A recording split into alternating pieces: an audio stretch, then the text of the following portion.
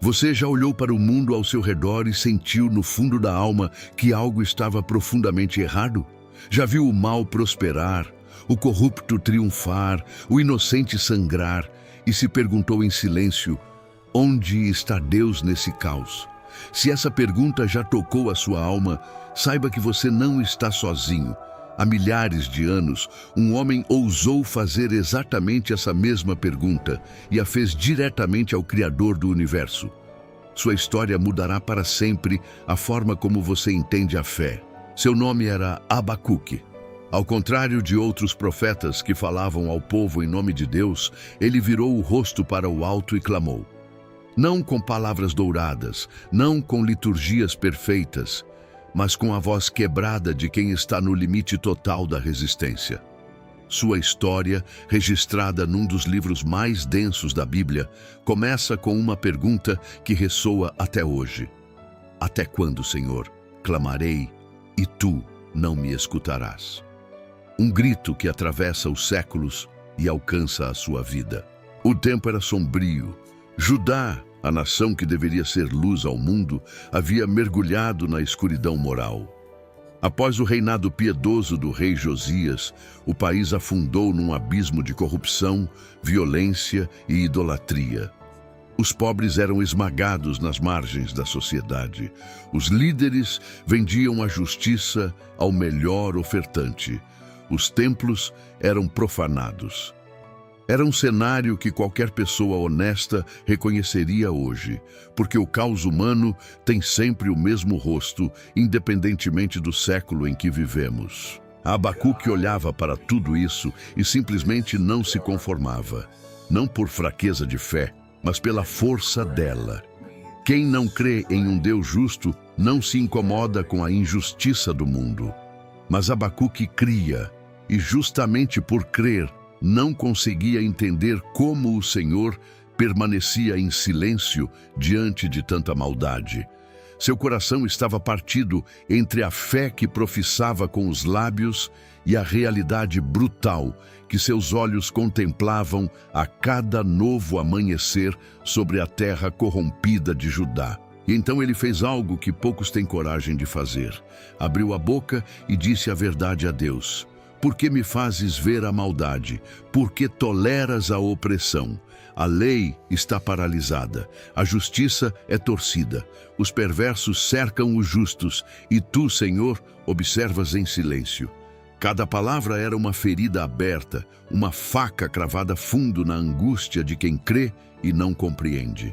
Não era rebeldia, era honestidade radical. Era a oração de quem ama demais para fingir que está tudo certo. Esse é o primeiro ensinamento de Abacuque. Deus não se ofende com nossas perguntas sinceras. Ele prefere um clamor autêntico a uma adoração vazia e decorada. A fé verdadeira não é aquela que esconde a dor. É aquela que a apresenta diante do trono com coragem e com confiança absolutamente inabaláveis. Abacuque não estava rejeitando a Deus. Ele estava lutando por ele. Sua alma se recusava a aceitar que o mal tivesse a última palavra. E essa recusa era, em si, um ato de fé. Há algo de extraordinariamente humano nesse profeta. Ele não tinha respostas prontas, não tinha paz interior, tinha perguntas, angústia e um coração repleto de contradições vivas. Assim como você, talvez, neste exato momento de sua vida. Quantas vezes você já orou com fervor genuíno e encontrou apenas silêncio como resposta? Quantas vezes você clamou por um milagre, por uma intervenção divina, por qualquer sinal, e o eco do seu próprio grito foi tudo que voltou para você? Nesses momentos sombrios, somos tentados a acreditar que Deus nos esqueceu, que Ele está distante, indiferente, ou pior, inexistente. Mas o livro de Abacuque nos lembra com força que o silêncio de Deus não é ausência de Deus, é espera, é preparo, é um plano que nossa visão limitada ainda não consegue alcançar. E é exatamente nesse ponto que a história começa a virar de direção, porque Deus estava prestes a responder. e a sua resposta seria absolutamente inesperada. Vede entre as nações e olhai, maravilhai-vos e espantai-vos, porque realizarei em vossos dias uma obra que vós não crereis quando for contada. Essas foram as palavras que desceram do alto. Deus estava agindo, sim, mas o que ele estava prestes a fazer ultrapassava qualquer entendimento humano. Não era uma promessa suave de paz, não era um consolo imediato para a alma ferida, era um trovão num céu já carregado de tempestades. E Abacuque ficou completamente paralisado diante disso. Deus revelou que levantaria os caldeus, os babilônios, como instrumento de disciplina sobre Judá. Um povo pagão, brutal, sem piedade, que marchava conquistando nação após nação, como quem varre poeira do chão. Eles seriam o bastão de correção nas mãos do Altíssimo. Imagine o choque profundo do profeta. Ele esperava redenção e ouviu sentença. Esperava consolo e recebeu uma revelação que abalou as estruturas de toda a sua teologia até o alicerce mais profundo e íntimo. Como poderia o Deus Santo usar um povo ainda mais perverso para corrigir Judá? Os caldeus destruíam cidades, profanavam templos, tratavam vidas humanas como poeira levada pelo vento. Sua força era a própria lei deles. Não tinham misericórdia, não tinham limites, não reconheciam qualquer autoridade acima de si mesmos. Seriam eles, então, o instrumento do Altíssimo? A pergunta de Abacuque vai além da lógica humana. Ela toca o mistério mais profundo da soberania divina sobre a história. Aqui se revela um dos maiores ensinamentos da fé. Deus é soberano até sobre os impérios mais cruéis. Ele pode, se quiser, usar até mesmo os piores cenários para cumprir seus propósitos eternos. Mas isso não significa que ele aprova o mal. Significa que ele o domina completamente. Nada escapa ao seu controle eterno. Nem a crueldade dos poderosos, nem a corrupção dos sistemas, nem a violência que parece não ter fim. Deus governa sobre tudo, e sua justiça não tem prazo de validade. A resposta de Deus desconstrói as expectativas de Abacuque e nos ensina algo essencial para a caminhada da fé. Muitas vezes, a resposta divina não é o que queremos ouvir. Ele não é um reflexo dos nossos desejos, mas a expressão da verdade eterna. Seu plano é maior do que nossa compreensão. Sua vontade vai além do imediato e do urgente. E às vezes, para corrigir o curso da história, ele permite que os ventos mais duros soprem sobre nações inteiras e sobre a nossa própria vida. Abacuque não era ingênuo. Sabia que Judá estava longe dos caminhos do Senhor, mas a ideia de um juízo tão severo pelas mãos de um povo ímpio era demais para processar. Ele se deparou com um Deus que não cabia nas suas caixinhas teológicas. Um Deus que age segundo sua soberania e não segundo nossa lógica humana ilimitada. Talvez esse seja o ponto central de toda a história. Aprender a confiar em Deus mesmo quando Ele age de maneiras que nossa mente simplesmente não alcança. Diante da resposta divina, Abacuque não se cala. Seu coração está em conflito profundo. Ele reconhece a soberania de Deus, mas seu espírito não encontra paz. Ele compara os caldeus a pescadores que arrastam vítimas em redes e depois adoram essas redes como se fossem deuses. Um povo que trata pessoas como presas descartáveis, sem compaixão, sem limite, sem lei acima de si. Como o Deus Santo pode tolerar tamanha arrogância? Abacuque não acusa, mas insiste em querer compreender. É a luta entre a fé e a lógica, entre a esperança e o medo, entre o que ele sabe sobre Deus e o que seus próprios olhos veem diante dele. E então, Abacuque toma uma decisão que mudará o curso de sua história. Ele sobe à torre de vigia. Como um sentinela solitário no alto de uma fortaleza, ele planta os pés, endurece o olhar e declara: vou esperar, vou vigiar, vou permanecer, porque sei que o Senhor não se cala para sempre. Essa permanência é em si um profundo ato de fé. A imagem é marcante. Um homem sozinho na torre, sob o céu pesado, esperando pela palavra de Deus. Ele não fugiu, não desistiu, não amargou em silêncio. Ele ficou. E ao ficar, ele nos ensina que é possível questionar sem perder a reverência. Estar confuso e ainda assim confiar. Não entender absolutamente nada e mesmo assim esperar. Esse é o ponto em que muitos abandonam a fé.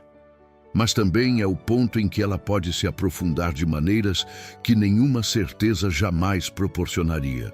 Abacuque está de pé na torre e Deus responde. Mas agora a resposta não é apenas sobre o presente, é uma visão que atravessa o tempo. Uma palavra que ecoaria por séculos, atravessaria continentes, inspiraria reformas e sustentaria gerações de fiéis em meio à perseguição, à dor e à incerteza. Escreve a visão, manda a Deus, torna-a legível sobre tábuas, para que a possa ler quem passa correndo. A mensagem não era somente para Abacuque, era para você também, hoje, agora. Então vêm as palavras, 4 palavras que mudariam a história da teologia, da filosofia, da fé. O justo viverá pela fé, não pela força, não pela espada, não pelo poder ou pela posição, não pela riqueza nem pela influência, pela fé. Essa é a chave de toda a visão. Uma declaração que se tornaria a base da teologia do apóstolo Paulo, a fagulha que acendeu a reforma protestante nas mãos de Martinho Lutero e que continua ardendo até hoje no coração dos que buscam a Deus. No meio da opressão, quando o mal parece invencível, Deus não manda lutar com as mesmas armas do mundo. Ele convida o justo a uma resistência diferente, espiritual, profunda e inabalável. A sobrevivência não é pela força bruta, mas pela confiança inabalável. A vitória não é pela violência, mas pela fé que permanece firme quando tudo ao redor desmorona. Enquanto os impérios se erguem sobre sangue e conquista, o justo se ergue sobre algo que nenhum exército no mundo pode destruir. Em seguida, Deus pronuncia 5 declarações de juízo contra os caldeus. 5 ais que expõem, um a um, os pecados do império, a ganância que acumula bens sobre a miséria alheia, a crueldade que constrói cidades com sangue, a perversão que embriaga para depois expor, a idolatria que curva joelhos diante de pedras mudas e a soberba que coloca o humano no lugar do divino. Cada ai é uma martelada certeira na arrogância babilônica. Deus vê tudo e não deixará nada impune. O mundo pode parecer fora de controle. As estruturas podem rachar. Os ímpios podem prosperar por um tempo que parece eterno. Mas a soberania divina permanece intacta. No centro dessa revelação está o contraste entre 2 tipos de pessoas. O soberbo, que se infla pelo orgulho e confia em si mesmo, e o justo, que se esvazia diante de Deus e confia nele.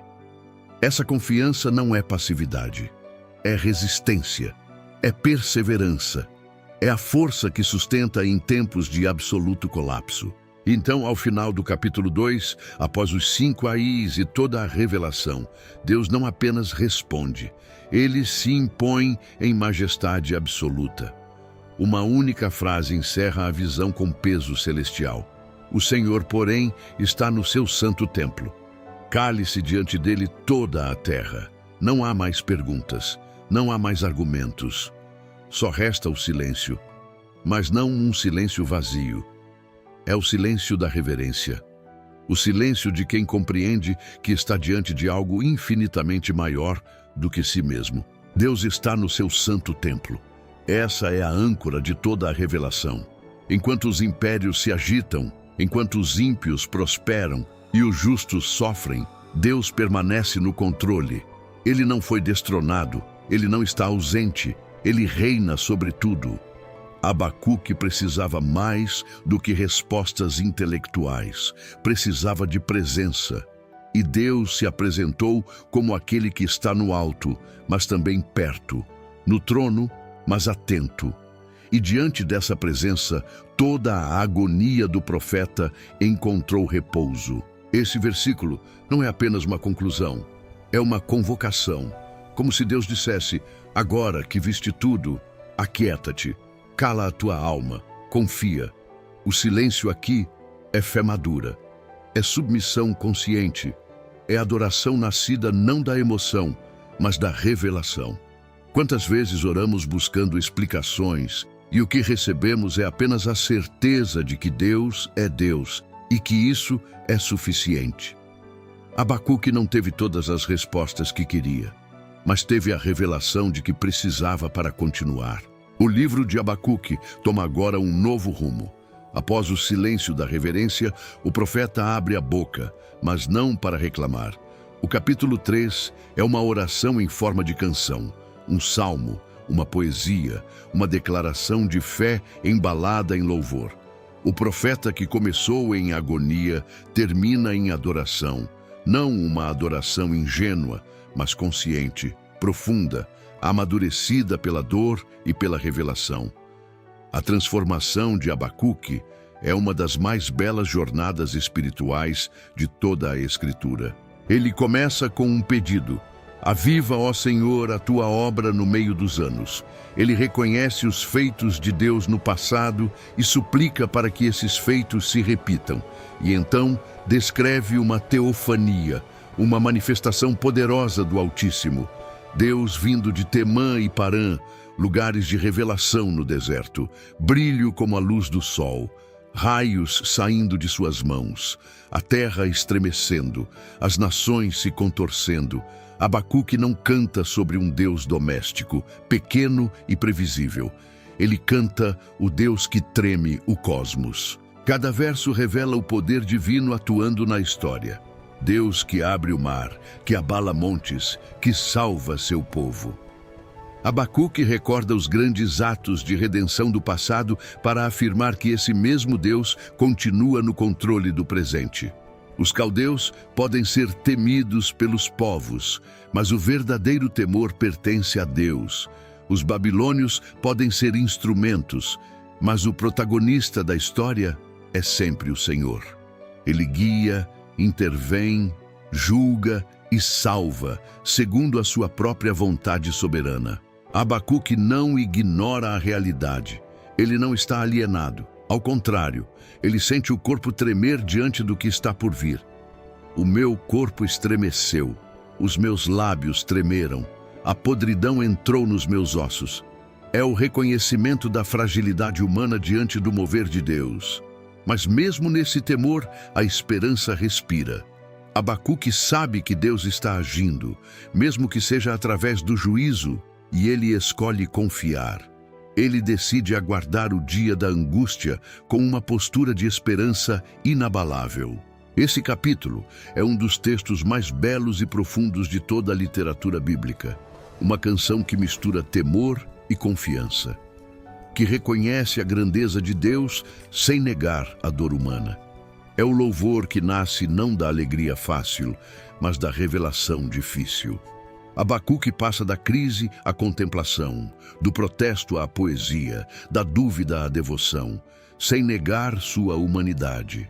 Ele sente medo, mas canta. Ele treme, mas louva. Ele sofre, mas adora. E nessa contradição vive a fé mais real que existe. Então chegamos ao clímax. O versículo que encerra o livro de Abacuque é um dos mais poderosos de toda a Escritura.